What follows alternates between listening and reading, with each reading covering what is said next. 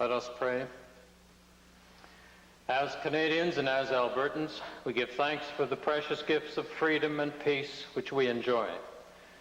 As members of this Legislative Assembly, we rededicate ourselves to the valued traditions of parliamentary democracy as a means of serving our province and our country.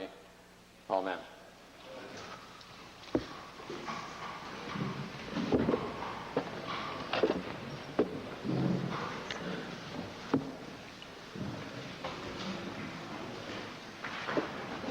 Introduction of visitors.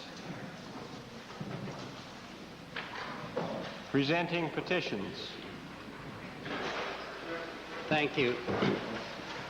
I wish to file 3 petitions, one from the 19 members of the Provost Lions Club. The second one is from 23 members of the Provost Lioness Club. And the third is 14 members of the United Church. They feel that the Alberta taxpayer should no longer be keeping Charles Ning, therefore wish to have him extradited to the United States as soon as possible.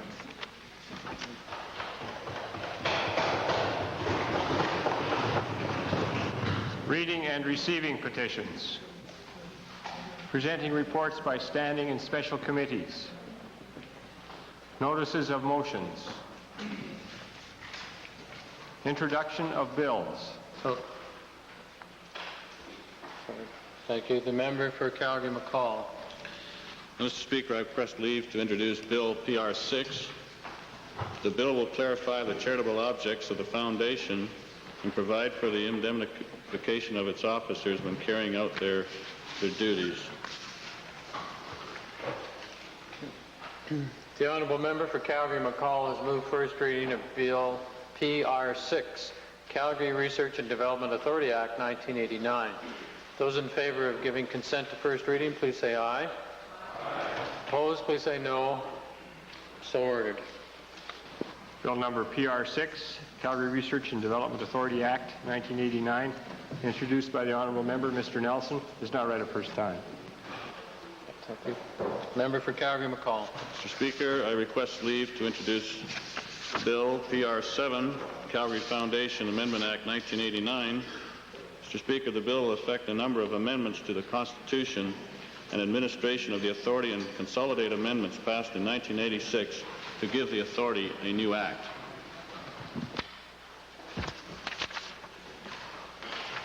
The honourable member for Calgary-McCall has moved first reading of Bill PR 7, Calgary Foundation Amendment Act 1989. Those in favour of first reading, please say aye. Opposed, please say no. Carried. Bill number PR 7, Calgary Foundation Amendment Act 1989, introduced by the honourable member, Mr. Nelson, is now read a first time. Member for Edmonton Jasper Place. Thank you, Mr. Speaker. I request leave to introduce a bill being the Tammy Lynn Proctor Adoption Act. The purpose of the bill, Mr. Speaker, is to provide for the adoption of an adult by her stepmother and her stepfather. The honourable member for Edmonton Jasper Place has moved first reading of Bill PR 11, Tammy Lynn Proctor Adoption Act. Those in favour of first reading, please say aye. Opposed, please say no. So ordered. Bill number PR 11, Tammy Lynn Proctor Adoption Act, introduced by the honourable member, Mr. McInnes, is now read a first time. Deputy Premier. Could I have the leave of the Assembly to revert to introduction of visitors, to introduce a special guest in the Speaker's Gallery? All those in favour of the motion by the Deputy Premier, please say aye. Aye. Opposed? Carried. Thank you. Deputy Premier. Mr. Speaker, I'm pleased to introduce to you and through you to the members of this Assembly His Excellency James Charles Humphrey, High Commissioner of Australia, who is visiting us in Alberta today. And this is his first visit, having just assumed his responsibilities on behalf of our sister Commonwealth country a short while ago. And I've asked him to rise and receive the warm welcome of this Assembly.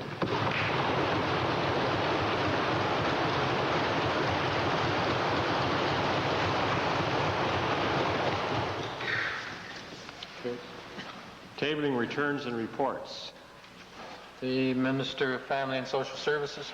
Mr. Speaker, I wish to table the 1987-88 annual report of my department. Okay. Introduction of special guests. Member for Edmonton Highlands. Thank you, Mr. Speaker. It's a pleasure for me to introduce to you and members of the Assembly this morning 10 members of the English as Second Language class. They're in the public gallery. They're accompanied by teacher Joan Farhall. I'd ask them to rise and receive the warm welcome of the Assembly.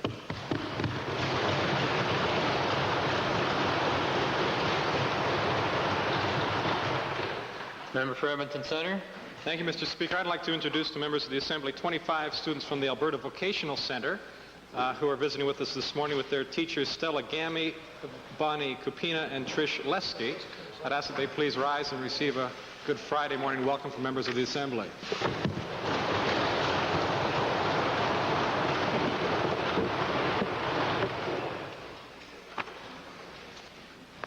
Ministerial statements. Oral question period.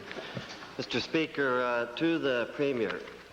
Mr. Speaker, we hear this government crowing about a so-called vibrant economy. But the reality is, for many people, Mr. Speaker, more and more are falling below the welfare trap, below the poverty level, Mr. Speaker, and they're not sharing in this so-called vibrant economy. Mr. Speaker, this problem of poverty is especially severe for women.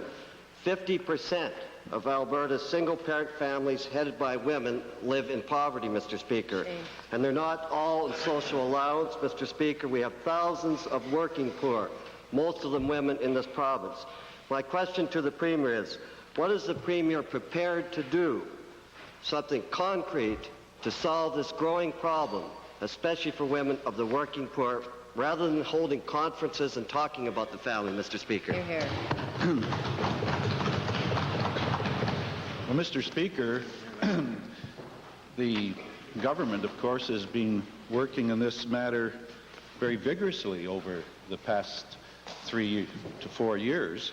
I should only point out to the honourable member that during that period of time, this government has, in helping those in lower income status in Alberta, removed some 500,000 Albertans from the tax, from paying income tax, or have reduced their income taxes dramatically. Also, Mr. Speaker, the government has helped those on lower income through the subsidies for their health care, the subsidies for their housing, the subsidy for their daycare. And, Mr. Speaker, the government has assisted them to acquire training and then be able to upgrade their jobs and their income. In fact, Mr. Speaker, this government has... now listen, Mr. Speaker, I would draw to your attention, the honourable members ask a question, and then the member from Kingsway starts to prevent people from answering it. I notice the honourable members have introduced some people today from schools. I would expect that when school... I would expect when school children are here that they would conduct themselves with some kind of decorum. Right, Mr. Speaker, try and set an example. Mr. Speaker, after all, they are not just children over there themselves. They should act like adults. Someone's still chewing gum. Shut that man up. What a joke. Mr. Speaker, you're a joke. if the Premier doesn't want to answer questions, stop wasting the paper's time. People want to know the answer to these serious questions. Mr. Speaker, to the Minister of Family and Social Services who wants suggestions, in our own civil service here in this province, a starting clerk, a junior clerk in the public service earns wages 20% below the poverty level and 30% for women with 3 kids, Mr. Speaker. Poverty in our own civil service. Is this minister who wants a suggestion now prepared to lobby his colleagues for a pay equity system in this province right now? Right on. It's a lecture on setting an example.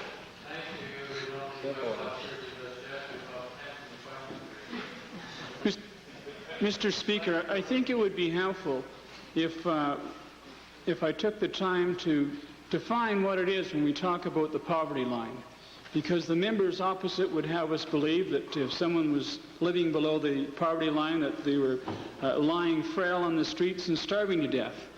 The poverty line, Mr. Speaker, is defined, as I understand it, when 70% of your income is being spent on those essential necessities, being shelter, clothing, and food.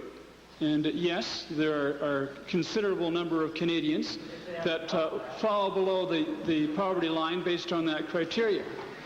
Mr. Speaker, I think that the Premier outlined very effectively, and I know that the members opposite didn't like to listen to it, but outlined very effectively some of the things that this government has done in the past to address that problem.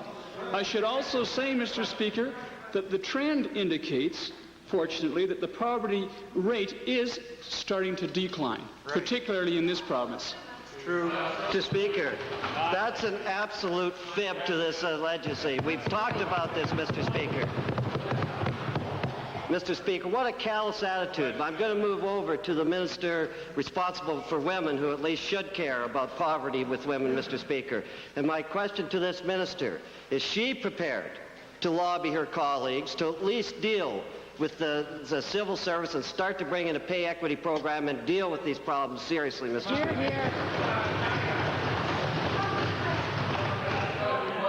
Mr. Speaker, there's no question that we're concerned on this side of the House as well as other sides of the House, and indeed in all Alberta, with those women and men who are unfortunate enough not to be earning sufficient to support themselves. And we have a number of programs to help people of that nature. When we're talking about pay equity, however, that is not necessarily the solution or the only solution. Pay equity would not solve the poverty problem. Pay equity won't even solve the wage gap. It is a quick fix, Band-Aid solution that is being bandied about by some who are interested in making politics on this subject. There is evidence to show and studies to show that of the wage gap, for example, only 5% of that is caused by discrimination. Pay equity is addressed solely to the question of systemic gender discrimination in an organization's relative pay scales. Let me talk for one moment, Mr. Speaker, to the question of the civil service pay scales. In this civil service, we have identified that the people who are at the low end of our scales, by and large, are in what we call the administrative support series. And in that series, you'll find clerks, you'll find secretaries, you'll find a number of administrative-type jobs. We have taken initiative in that area in order to reclassify those. In doing so, we will, in fact, be consolidating the classes so that there is a clear career path from entry level up to the top level, and then across with opportunities for people to improve themselves and get into even higher paying jobs. In doing so, Thank you, Honourable Minister. That's sufficient. Second main question, Leader of the Opposition.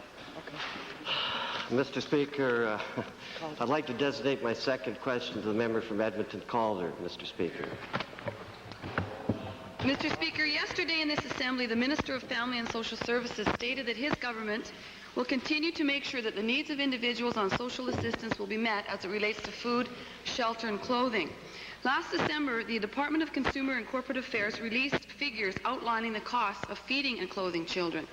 To the Minister of Family and Social Services, given that the amounts set out show that in some cases his department is only providing 70% of the basic required levels, how can this minister claim that the basic needs of children on social assistance are being met? Mr. Speaker, I've said on many occasions in this House that this government will continue to, first of all, monitor our support for those families that find themselves in an unfortunate situation and find themselves on social allowance. But we're going to continue to make sure that those essential needs are being met, being clothing, shelter, food, medical, dental, and optometric. Mr. Speaker, we've met those needs clearly in the past. We have budgeted this year some $660 million to meet those needs again, and we will continue to do that. You should listen to the dentist. Mr. Speaker, this report has been out since December, and the needs are not being met. And I'd ask the minister, how can this minister justify forcing these children on social assistance to survive on only 70% of what they require? Well, Mr. Speaker, I'm not sure what statistics or numbers that member is pulling out of the air, but again, it's something that we watch very closely. We're very sensitive to it, and we are going to make sure, particularly the needs of the children in this province that are on social allowance are being met, and we'll continue to do that. 70% only. Can you say monitor, John? Thank you, Mr. Speaker. This report is done by this minister's own government. And I would say, will this minister act immediately, increase the rates, and show that he truly supports children and their families?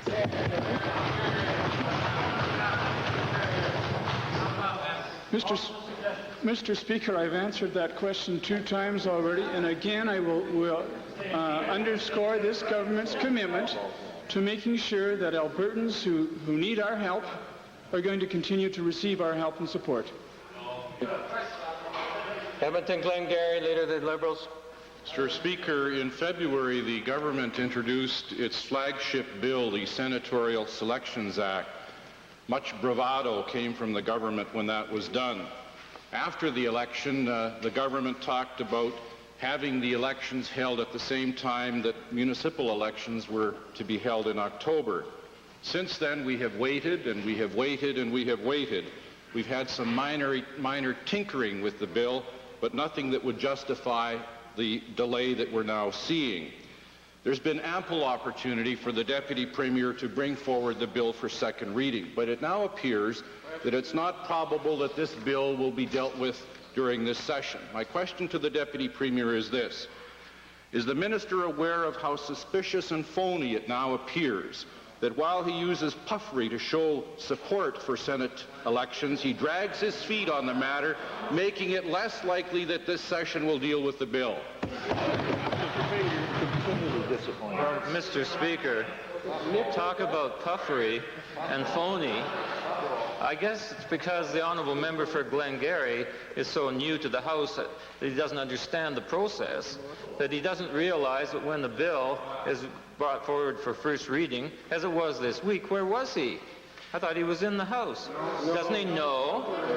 I thought he was a lawyer. I thought he knew these things. He went around the province saying he knew everything during the election campaign. And he comes in this House and demonstrates complete ignorance of the parliamentary process. I'm just surprised. Waste of time.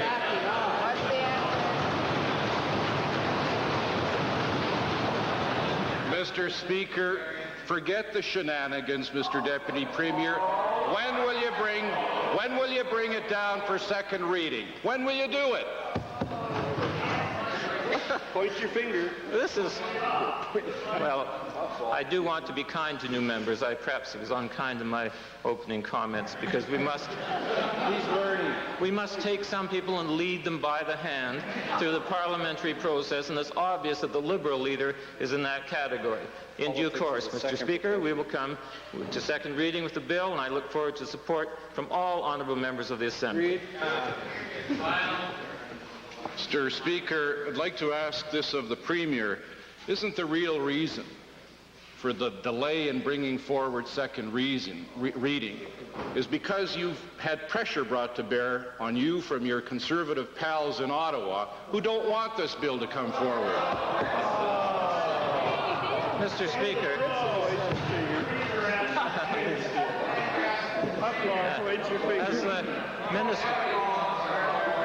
as the minister responsible,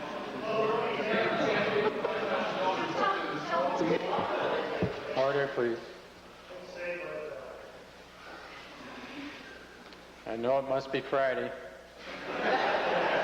and I know it must be before a long break. Deputy Premier, please. as the minister responsible for the bill, I can assure all honourable members of the Assembly that when a bill of this importance is brought forward, at a reasonable time in the course of the legislative session.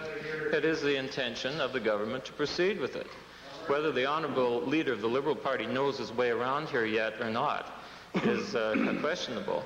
But I can assure the members of the Assembly that it is the intention to bring the bill forward for second reading, further debate, then we take it to committee, and then we take the third reading, and then it receives royal assent.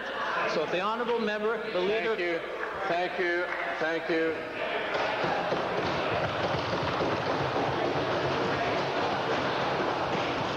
And now, along the same line, we will go on with question period. Olds Didsbury, please.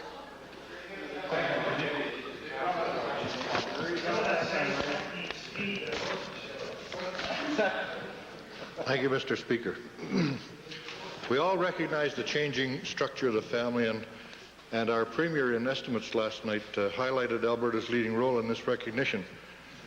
Many of the social problems that we face today were at one time looked after by the church or the community at large, Mr. Speaker, and yet these same difficulties are being placed at the door of government for solution. To the Premier, could he tell us what discussion took place with the other Western provinces over this ever-increasingly complex problem?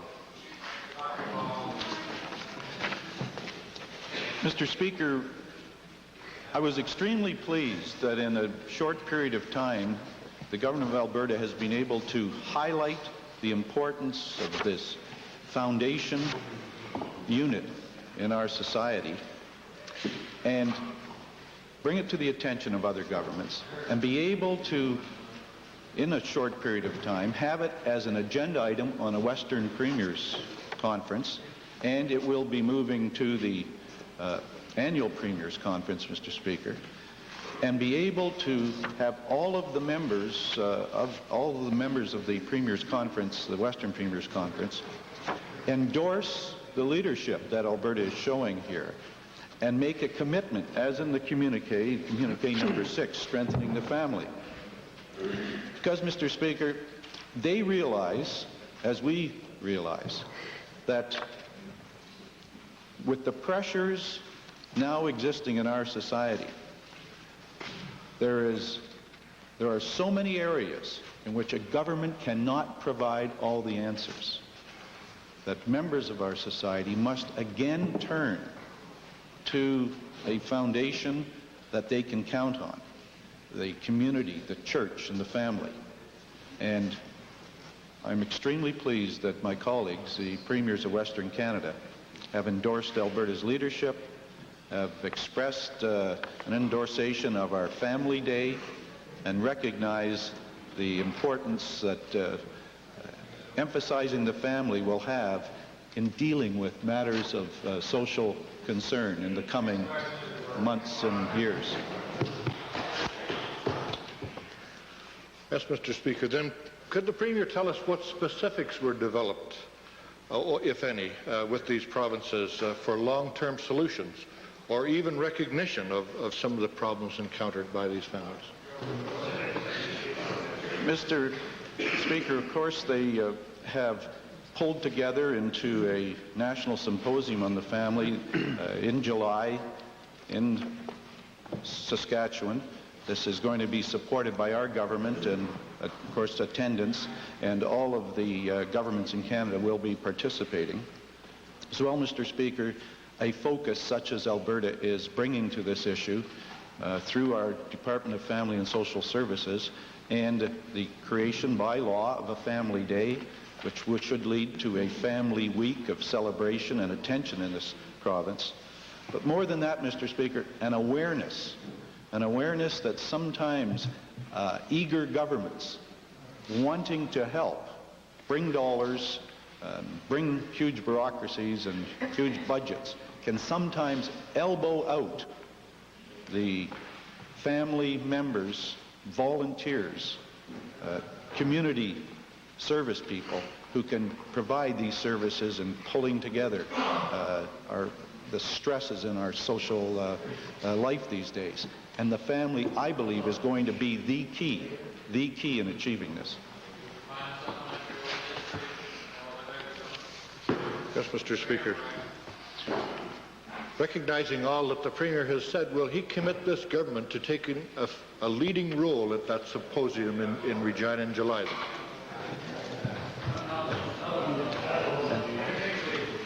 Yes, Mr. Speaker, I will. I do.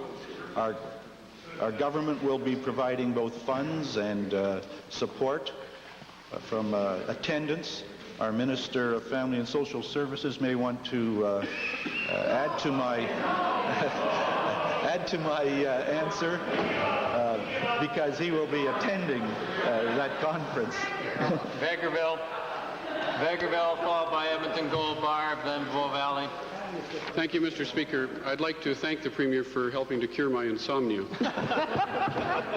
Mr. Speaker, Albertans care about job creation and economic diversification in their province, and they're understandably concerned about this government giving away handing out millions of dollars of taxpayers' money to Peter Pocklington to build a plant that isn't being built. And they deserve to know what secret deals are being made or broken behind closed doors. Sure do.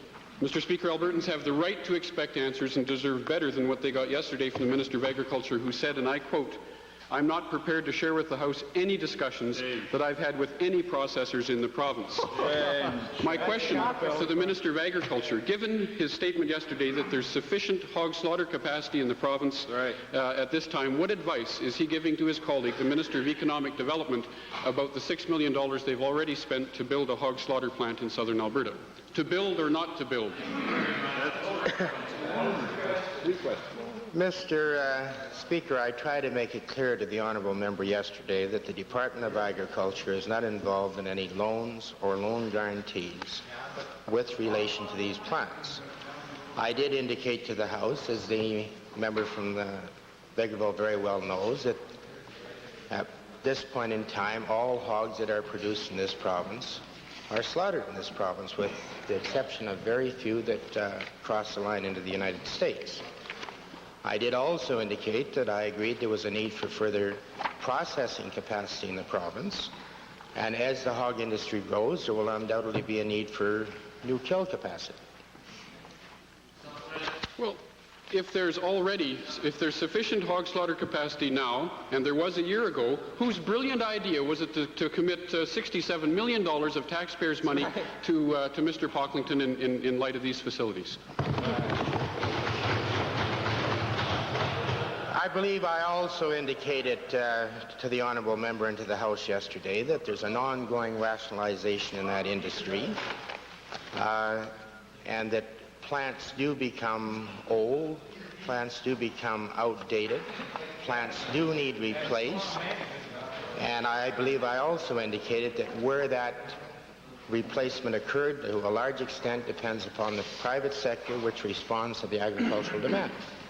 Well, the private sector with public money. Yeah, right. To the Minister of Economic Development, how does the Minister justify his statement in the House on June 28th that this money is to protect the some 1,200 jobs that are presently in existence with the Gainers organization, when the original announcement says that the projects are expected to create jobs in Alberta?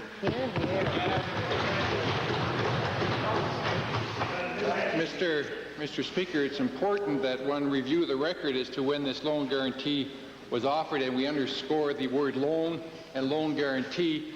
Nothing has been given, and it's important too when we recognize the interest rate is 9.6% plus a fee is charged, which is higher, Mr. Speaker, than the money we do offer to the small business community through our Small Business Assistance Program, and higher than the money that we do offer to our farming population to the... It's also important, Mr. Speaker, that we review the record, because when this loan guarantee was announced, it had the support of the President of the Union at that time, and he indicated that this, contrary to what the New Democratic Party is saying, will secure and create jobs. Mr. Speaker, it had the endorsement of both the Union recognizing the importance of jobs in the Edmonton area, contrary to the concern expressed by the honourable member, plus the endorsement, Mr. Speaker, of the pork producers themselves within the province of Alberta, recognizing the contribution it will make to their economic well-being. Edmonton Gold Bar, not Vegreville. Thank you very much. Mr. Speaker, earlier this month in a provincial courthouse in St. Paul, the Sandy C. Christian Counseling Society, and 2 of its directors were found guilty of defrauding the government of Alberta of over $100,000 in grant monies. Mr. Speaker, during the course of that trial, some rather disturbing questions were raised about the role of the member for Bonnyville, who was also Minister of Manpower, including the suggestion that he personally intervened to ensure that the Sandy Sea Ranch received funding assistance for a second time from the Department of Manpower and this happened after his own department officials had rejected the second application. Mr. Speaker, my questions are to the Premier. Mr. Premier, does the Premier not believe that a minister who intervenes to support an application from an organization on which he sat as an honorary director and to whom his department is providing funding, does the Premier not believe that that minister is in a clear conflict of interest? Well, Mr. Speaker, the honourable member, of course, is raising a matter which I do not have the details at my fingertips, and so I would take the time, because of respect for the honourable member, to review the matter. I must say, though, to the honourable member that all of us are governed as to conflict of interest by certain matters in the Legislative Assembly Act. We, as ministers of the Crown, are responsible in certain ways as well to file disclosure of interest statements, any public companies, any proprietorships, any partnerships, family involvements. So, Mr. Speaker, I wonder if the honourable member is trying to cast a web here of some kind, and with innuendo that doesn't really do credit to this Legislative Assembly. Mr. Speaker, heaven forbid. I'm trying to restore some confidence here. Mr. Speaker, I'm relieved to hear that the Premier has indicated he will investigate the matter. Will he undertake to the House to investigate the matter fully to determine the extent of the involvement of the member from Bonnyville and to provide a full report to this House on the issue? Mr. Speaker, I'll do what I said in my original answer. Don't get carried away. Doesn't sound as though we're going to see the reply. Mr. Speaker, again to the Premier, will the Premier then undertake to review those conflict of interest guidelines that he spoke about to ensure that, in fact, an arm's length relationship does exist when public money is being expended? Mr. Speaker, members of this House should be seen to be above this kind of action. Mr. Speaker, I did touch on the conflict of interest guidelines that the Legislative Assembly Act, which is passed by this House, but the member raises an important issue, and I will definitely, as we should always from time to time, review guidelines. And I, in my responsibility as Chairman of Executive Council, do that from time to time. I believe it's appropriate to say to the honourable member that I will conduct a further review to make sure that our conflict of interest guidelines are always as up-to-date and as reflecting current modes of society as possible. And Mr. Speaker, I will make that review, and hopefully if there are improvements that can be made, we'll make them. Thank you. Bow Valley, followed by Edmonton Belmont. Thank you, Mr. Speaker. My question is to the Premier. It is concerned with the Western Premiers Conference on enhancing the quality of rural life. Now, if I could be permitted, Mr. Speaker, to read a part of a paragraph from communique number 5. It says, provincial strategy should aim at providing opportunities for local communities to work with provincial governments to define their respective role in promoting regionally based economic and social development. Mr. Speaker, my question is, does this mean that in the future Crown agency or government agencies and Crown corporations will be moved into rural centres? Yes, Mr. Speaker, that is something that we're always looking at and attempting to do.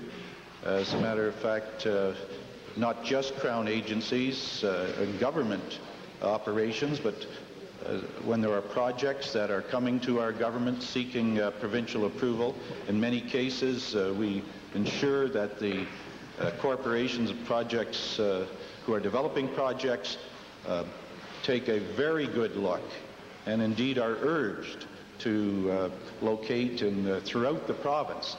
One exceptional example of this, Mr. Speaker, is the petrochemical development. I'm talking now in the area of private sector, the petrochemical development that is taking place in the central Alberta area that would, without the government's urging, would have all located in one spot in this province. That type of thing is an ongoing policy of the government of decentralizing opportunities throughout Alberta. And I must say to the honourable member, I'm extremely pleased that another issue that the government of Alberta feels so strongly about, that is the enhancing the quality of rural life, has received such strong endorsement from the Western Premiers. Mr. Speaker, the Western Premiers are going to share their information and their success on their efforts to improve the quality of rural life and to ensure that Westerners who live outside of major cities enjoy the same economic and social benefits as those that live in large urban centres. Does this mean that we will be working to improve the infrastructure in rural communities to accommodate this movement?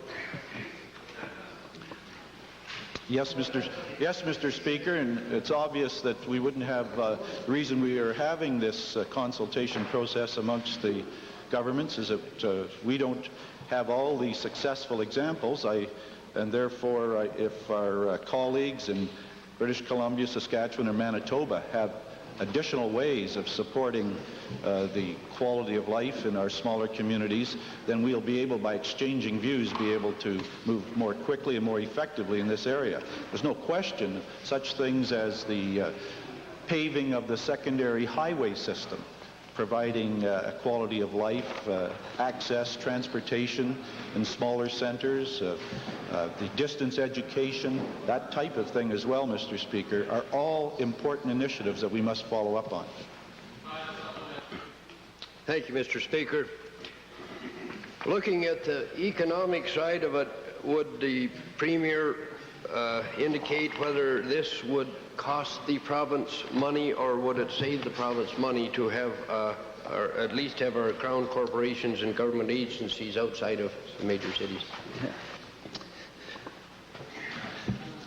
That's a tougher judgment, obviously, Mr. Speaker. Everybody will have to, in a way, make their own assessment of that, but there's no question in my mind that our Agricultural Development Corporation, which operates from Camrose, our Alberta Opportunity Company that operates from Pinoka, and other government institutions that are spread throughout the province, the employees always make a point of pointing out the quality of life, the difference of life in smaller centers is something they tremendously enjoy, and in fact allows them to perhaps get a level of service, a level of efficiency far greater than that experienced in the larger cities. Member for Edmonton Belmont, followed by Westlock Sturgeon. Thank you. My questions are directed to the Minister of Federal and Intergovernmental Affairs. Mr. Speaker, while governments in Prince Edward Island and Manitoba have been very concerned and indeed very vocal about job loss as it relates to the federal government's decision to close or reduce in size the military bases in Canada, this government, true to form, has been reluctant to criticize their conservative cousins in Ottawa. Mr. Speaker, hundreds of jobs and perhaps millions of dollars are going to be taken out of the economy of central Alberta. And I would ask the Minister of Federal and Intergovernmental Affairs to advise the Assembly what interventions have been made in the attempt to save jobs at CFB Penhold. Mr. Speaker, the question is rather surprising coming from the NDP. I thought they wanted to close all the military bases in Canada. That's right. That's what we've been hearing from the honourable member for Avonmore. That's right. Yes, close them all. Get rid of our national defence entirely, and just be there lying ready and willing to be taken over by anybody. The fact of the matter is that in the overall, the budget presented by the Government of Canada relative to military expenditure has increased substantially in Alberta. It's regrettable that part of that closure, part of the defence budget, had to result in the downsizing of the Penhold facility. But overall within Alberta, there's a substantial increase in the defence expenditure and in the number of personnel who will be located here, particularly at Canadian Forces Base Namao and Edmonton, So it's surprising to me that this question would come from a member from Edmonton, which will benefit from the budget in a very substantial way. Mr. Speaker, the decision of the federal government has nothing to do with disarmament. It has everything to do with... Supplementary question, please. Yes, thank you, Mr. Speaker. To the Premier, the workers have at CFB Penhold have requested a meeting with the Premier, and the response from his office is being time permitting, there might be a meeting. And I'm wondering if the Premier is concerned enough about the quality of life in small-town Alberta and about the loss of 250 jobs to advise this Assembly that he will meet with the President of the Union of National Defence Workers. Mr. Speaker, it's a policy of mine to meet as soon as I can, and the member may say time permitting. Obviously, that's one of the factors. With anybody who requests a meeting with me. I must say the honourable member should be aware that there are members of the legislature representing the area who are meeting with the affected people, as the honourable Minister of Family and Social Services has held meetings with the groups involved. I will meet with the people who ask me for meetings. I'm not familiar with the particular request. If it hasn't worked its way to my desk, if it's been in fact made, but I meet with everybody who asks for a meeting, Mr. Speaker, as quickly as I can. Thank you, Mr. Speaker. Given that members in the surrounding area have said that they're waiting for a plan before they will intervene with the federal government, I'm wondering what specific plans this government has to assist workers who face layoff and face the potential long-term unemployment. That question might best be addressed to the Minister of Career Development and Employment, who works together with the federal government to address displaced workers as a result of decisions made either in the private sector or by government. And there has been a very successful program instituted between Canada Manpower and Career Development and Employment to establish adjustment committees. Those, I would assume, would be considered for the Penhold situation, and that would perhaps the Honourable Minister would like to supplement the answer. Career Development and Employment. Well, Mr. Speaker, the Minister for Federal and Intergovernmental Affairs has accurately described our adjustment committees, and certainly with the appropriate contact and timing, such a committee would be set up, especially if it were requested by the workers in the area. Okay. Member for Westlock Sturgeon. Thank you, Mr. Speaker. And a question is to the Minister of Advanced Education. In view of the fact that the federal government has announced that they're going to cap or cut down funds putting it into Native education, in spite of the fact that it quite clearly means that they're copping out of the legal agreement that they signed with the Natives many years ago to educate them up to the standard to compete and make their living in the marketplace. And given also, Mr. Speaker, that StatsCan's figures shows that the average amount of money given to a Native in postgraduate education was $35,000, also shows that the average lifetime welfare paid to a Native is $300,000 at the cost of both paid out and administration.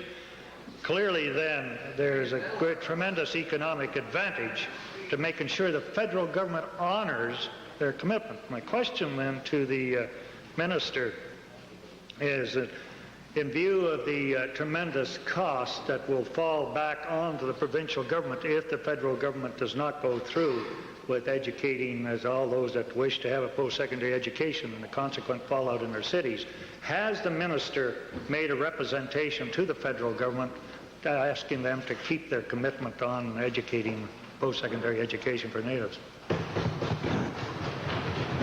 Mr. Speaker, clearly this government has set education as a #1 priority for all citizens of this province.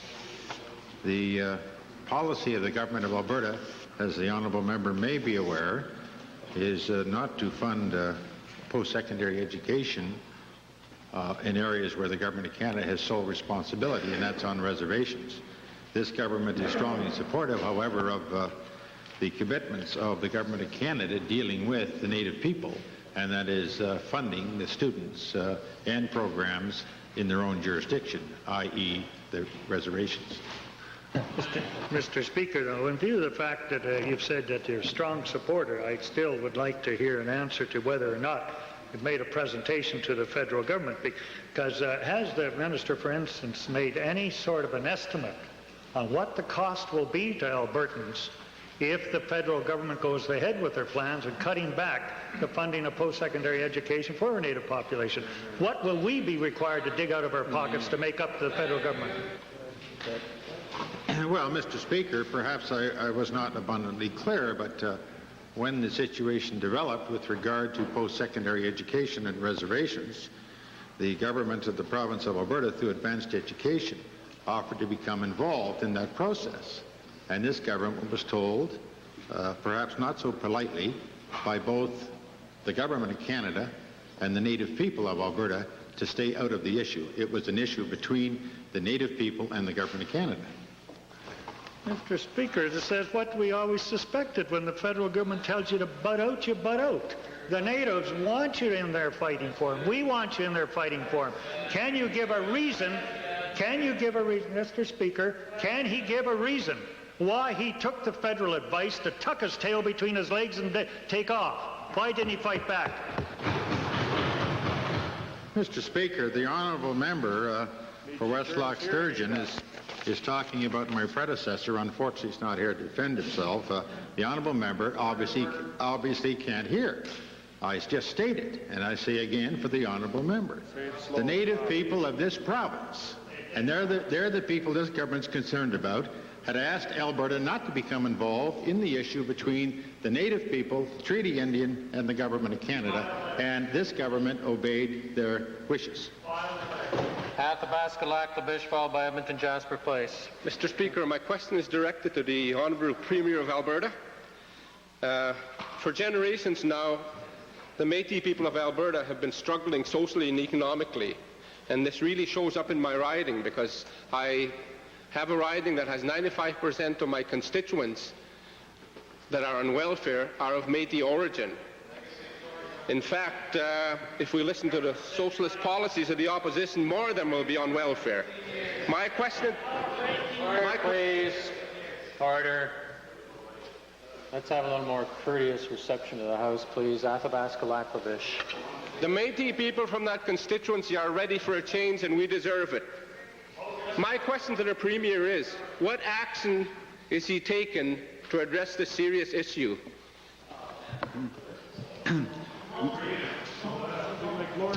Mr. Speaker, it's interesting that the honourable members first started to interfere with the answers to questions, now are trying to prevent an honourable member from even asking the question. And Mr. Speaker, they ought to be ashamed of themselves. The member... Point of order. The member is representing his constituents, and he has every right to ask the question. And I should say, Mr. Speaker, that the honourable member is doing it very effectively in the House. I congratulate him. Mr. Speaker, I am looking forward to meeting with the members of the Métis Federation, Settlements Federation, tomorrow, their 50th anniversary, to sign with them in Kikino a historic accord. We would be able to sign it in principle, which will set out a procedure for these very proud Albertans to move to a position of independence and full involvement in the future growth of both economic and socially in Alberta. Hear, hear.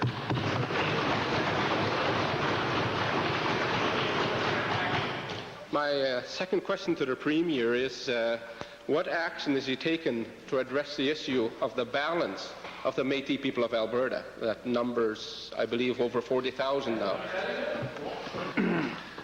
Mr. Speaker, through the guidance and assistance of the Honourable Attorney General, we have been able to put in place a framework agreement which will allow the Métis people who are not involved with the living on the settlements to also work with the government in a very coordinated, cooperative way to bring themselves as well. And they have the initiative, and we will provide the assistance and the coordination to allow them to also play a greater and greater role and become independent, healthy part of a growing Alberta. Time for question period has expired. May we have unanimous consent to complete this series of questions? Opposed? Carried. Athabasca, Laklavish, final supplementary. My final question to the Honourable Premier, Mr. Speaker, is will the Premier assure this Assembly that he will continue with his plans on economic diversification for this province so we can get these people off welfare, the jobs the opposition don't want? There's no question, Mr. Speaker, when you assist people to reach a certain level of participation in society, as we've talked about before in this assembly, you must help and guide, but at some point as the training concludes and the independence has been gained, that there must be a very key thing, and that is jobs and opportunities. And this government has been working very hard, particularly in the areas that the honourable member so effectively represents, and other parts of northern Alberta, to make sure there are stable, long-term, exciting job opportunities for the people of northern Alberta. I would urge the honourable members to support, all honourable members in the legislature, to support these initiatives because they allow a new hope, a new excitement, and a new opportunity for strength and growth in the northern part of our province.